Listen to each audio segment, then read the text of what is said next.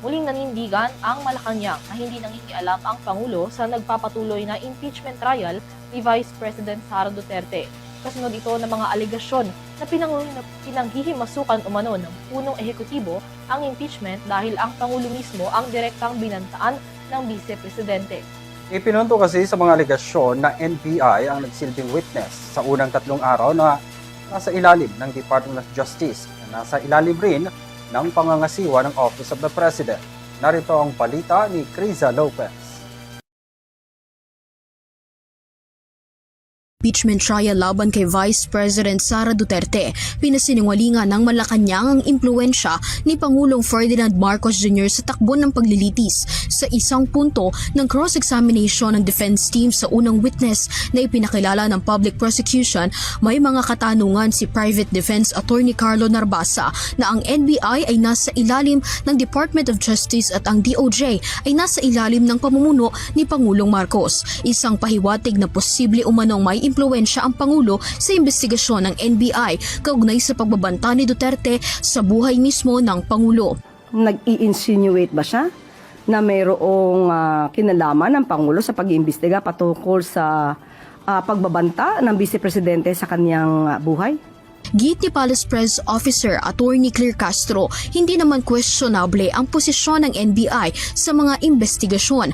Anya, nasa ilalim na ng DOJ ang NBI bago pa man magbanta ang Vice Presidente sa buhay ni Pangulong Marcos. Unang ginang Liza Araneta Marcos at dating House Speaker Martin Romualdez. At noon pa man, bahagi na ang DOJ ng gabinete. Binigyang diin ni Castro, responsibilidad ng NBI na imbestigahan ang mga sinabi ng Vice dahil bantaan niya ito sa buhay ng mismong Pangulo. So, mandato po ng NBI na imbestigahan po ito dahil po ito ay para sa proteksyon ng ating Pangulo.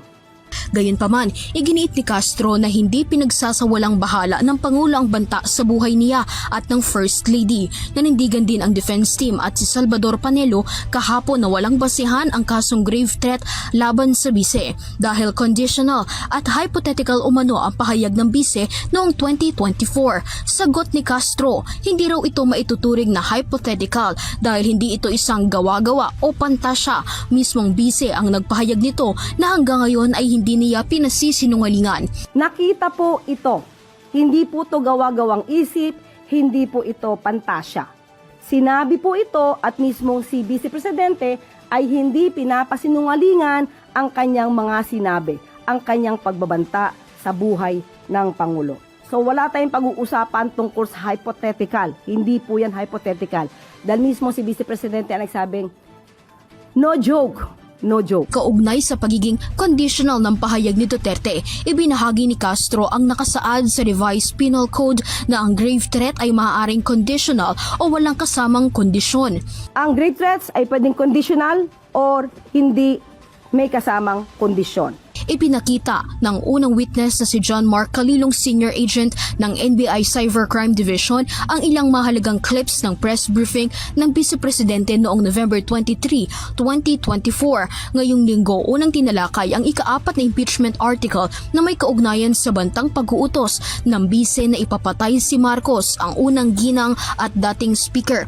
Bagamat nag-closing statement kahapon ang depensa, ipinaalala ng prosecution na mayroon pang isang senior agent ng NBI ang tatayo bilang testigo.